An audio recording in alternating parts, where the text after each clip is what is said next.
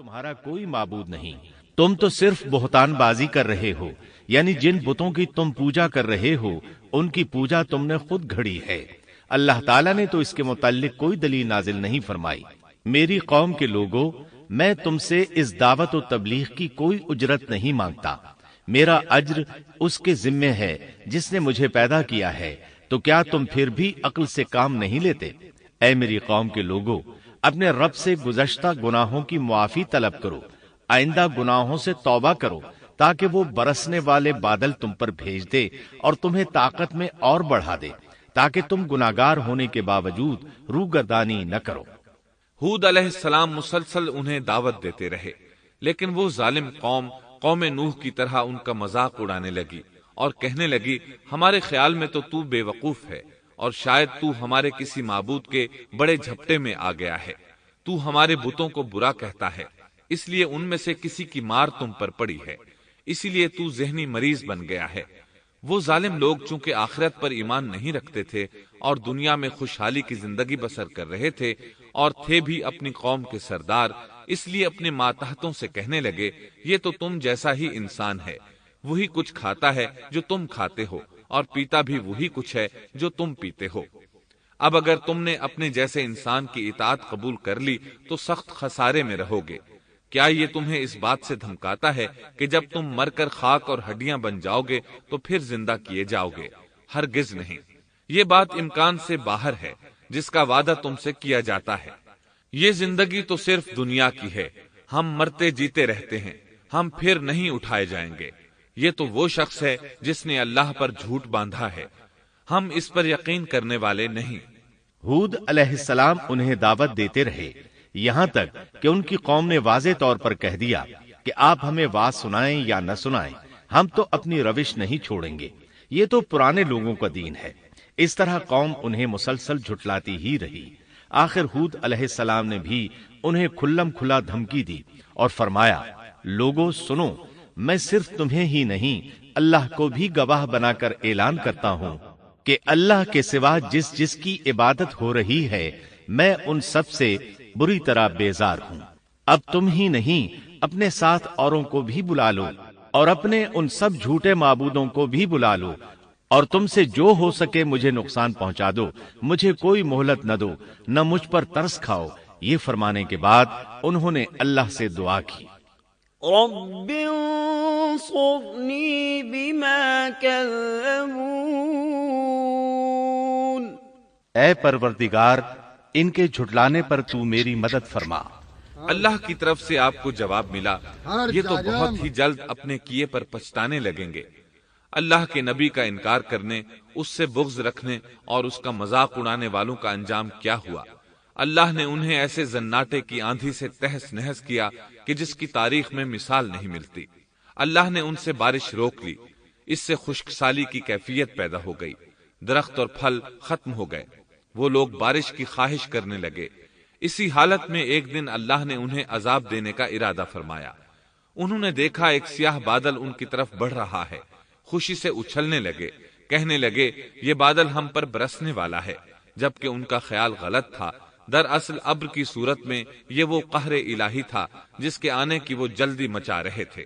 وہ عذاب ان کی بستیوں کی تمام چیزوں، پھلوں، خیموں، درختوں کو تہس نہس کرتا ہوا آیا۔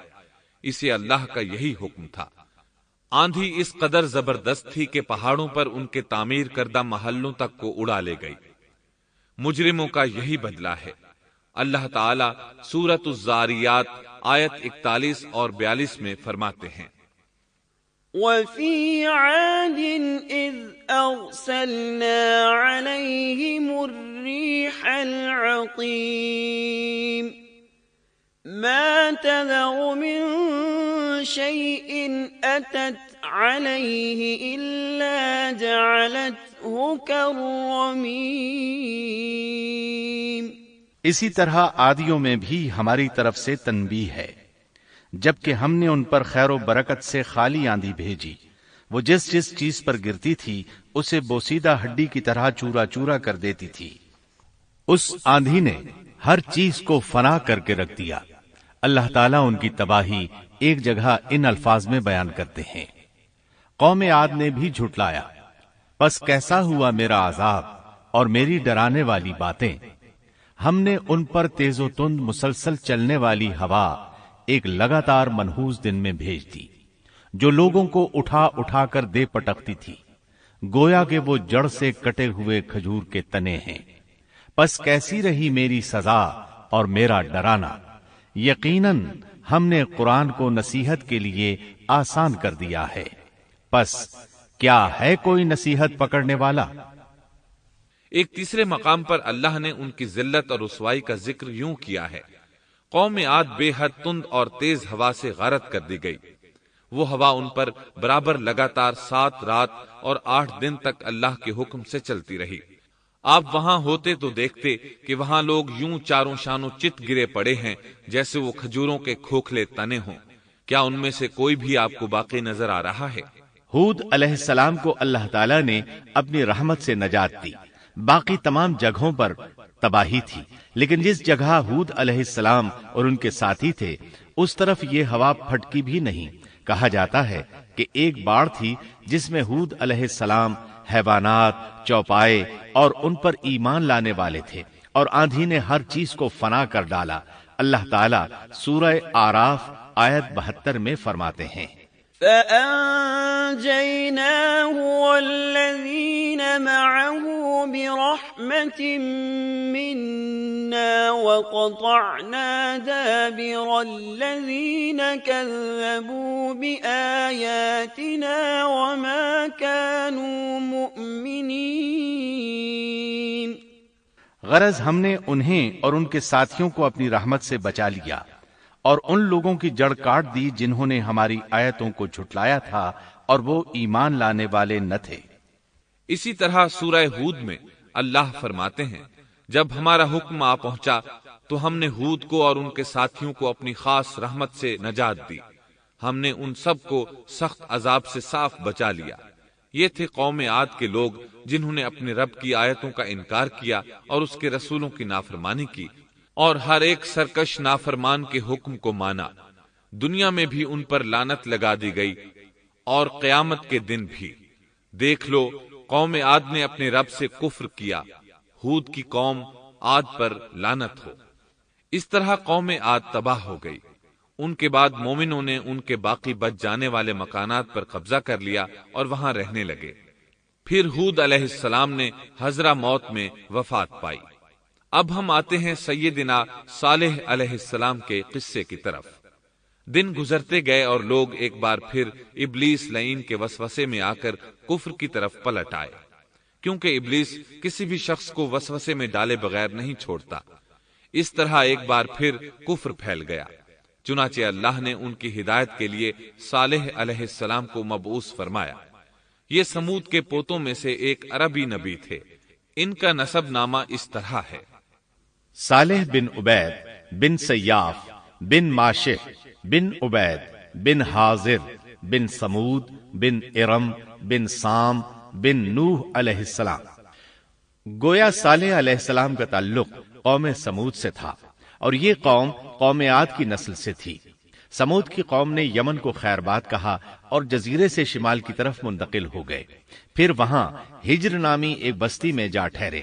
قرآن کریم کی سورۃ الحجر اسی بستی کے نام سے موسوم ہے۔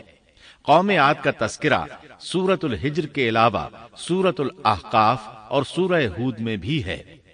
اللہ تعالیٰ سورۃ الحجر آیت 80 میں فرماتے ہیں، وَلَقَدْ كَذَّبَ أَصْحَابُ الْحِجْرِ الْمُرْسَلِينَ۔ اور ہجر والوں نے بھی رسولوں کو جھٹلایا۔ ہجر قوم سمود کا مرکزی شہر تھا۔ اب وہ مدائن صالح کے نام سے مشہور ہے۔ یہ شہر مدینہ منورہ کے شمال مغرب میں 380 کلومیٹر کے فاصلے پر واقع ہے۔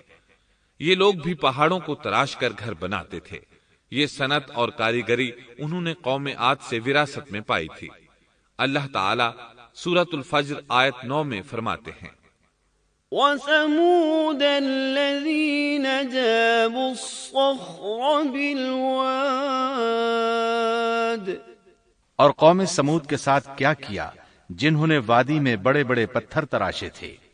قرآن مجید میں اللہ تعالیٰ ایک مقام پر فرماتے ہیں، اور ہم نے قوم عاد اور سمود کو غارت کیا جن کے بعض مکانات آپ کے سامنے ظاہر ہیں۔ ان کے مکانات ان کی تباہی سے لے کر اب تک موجود ہیں۔ شام کے راستے میں خیبر، تیماء سے تبوک تک قوم سمود کے آثار پائے جاتے ہیں۔ یہ لوگ کس طرح پتھر تراش تراش کر گھر بناتے تھے، اللہ تعالیٰ نے سورۃ الاعراف آیت 74 میں اس کا ذکر کیا ہے۔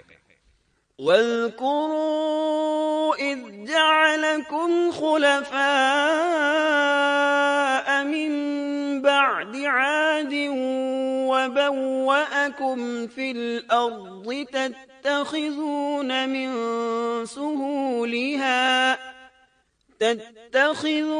من سهولها قصورا وتنحتون الجبال بيوتا فاذكروا آلاء الله ولا تعثوا في الأرض مفسدين۔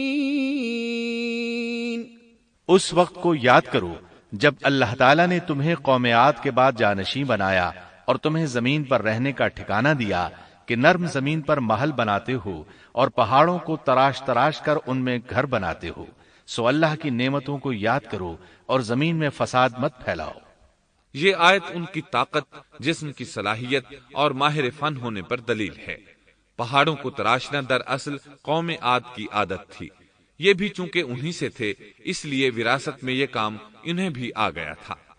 جس طرح اللہ نے عاد کو اپنی نعمتوں سے نوازا تھا، اسی طرح سمود کو ان سے بڑھ کر نعمتیں دی تھیں۔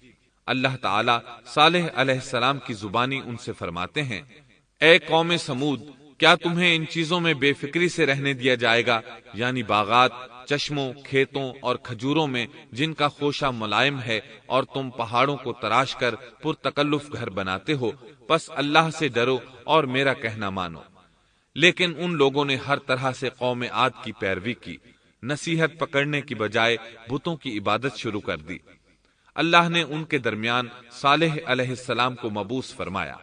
آپ نبوت ملنے سے پہلے بھی عقل مند اور علم والے تھے، باعزت گھرانے سے تعلق رکھتے تھے، اپنے معاملات میں لوگ ان سے مشورے لیتے تھے، لہٰذا انہیں ایک خاص مقام حاصل تھا۔ لیکن جب آپ نے انہیں ایک اللہ پر ایمان لانے، اس کے سوا کسی کی عبادت نہ کرنے کی دعوت دی تو ان کا ساتھ چھوڑ گئے۔ جواب میں ان سے کہنے لگے، يا صالح قد كنت فينا مرجوا قبل هذا۔ اے صالح، اس سے پہلے تو ہم تجھ سے بہت کچھ امیدیں لگائے ہوئے تھے۔ مطلب یہ کہ پہلے تو ہمارے نزدیک آپ کا بہت مرتبہ تھا، مقام تھا، ہمیں آپ سے بہت امیدیں تھیں، لیکن آپ نے تو یہ باتیں کہہ کر ہماری ساری امیدوں پر پانی پھیر دیا۔ ان کے اس جواب کے باوجود صالح علیہ السلام انہیں اللہ کی طرف بلاتے رہے اور ان سے کہتے رہے، اے میری قوم، اللہ کی عبادت کرو، اس کے سوا تمہارا کوئی معبود نہیں۔ تمام انبیاء کی اپنی اپنی قوم کو یہی دعوت تھی کہ اے لوگو، اللہ کی عبادت کرو، اسی نے تمہیں زمین سے پیدا کیا ہے، اسی نے تمہیں زمین میں آباد کیا ہے، اس سے معافی طلب کرو، یقیناً میرا رب قریب ہے اور دعاؤں کو قبول کرنے والا ہے۔ اے میری قوم، تم نیکی سے پہلے برائی کی جلدی کر رہے ہو، اللہ سے معافی کیوں نہیں مانگتے کہ تم پر رحم کیا جائے؟ اللہ سے ڈرو، میری اطاعت کرو، حد سے گزر جانے والے بے باک لوگوں کی اطاعت سے باز آؤ، وہ ملک میں فساد پھیلا رہے ہیں اور اصلاح نہیں کرتے۔ صالح علیہ السلام نے ہود علیہ السلام کی طرح اپنی قوم کو نصیحت کی، لیکن ان ظالموں نے بھی اسی طرح کفر کیا جیسے قوم عاد نے کیا تھا۔ کہنے لگے، یہ کیسے ہو سکتا ہے کہ ہم اپنے میں سے ایک شخص کے تابع ہو جائیں؟ اس اکیلے کی اتنی زیادہ فضیلت کی آخر کیا وجہ ہے؟ ہم نہیں مان سکتے کہ ہم میں صرف اسی ایک پر اللہ کی باتیں نازل ہوتی ہیں۔ پھر وہ اس سے بھی آگے بڑھے اور اللہ کے نبی کو کھلے الفاظ میں پرلے درجے کا جھوٹا کہا، جادوگر کہا۔ پھر یہ سرکش اور کافر لوگ صالح علیہ السلام کے ساتھ ایمان لانے والے کمزور غریب لوگوں کو مخاطب کر کے کہنے لگے، کیا تم صالح پر ایمان رکھتے ہو؟ ہم تو اس کے منکر ہیں۔ تمہارا کوئی معبود نہیں، تم تو صرف بہتان بازی کر رہے ہو، یعنی جن بتوں کی تم پوجا کر رہے ہو ان کی پوجا تم نے خود گھڑی ہے۔ اللہ تعالیٰ نے تو اس کے متعلق کوئی دلیل نازل نہیں فرمائی۔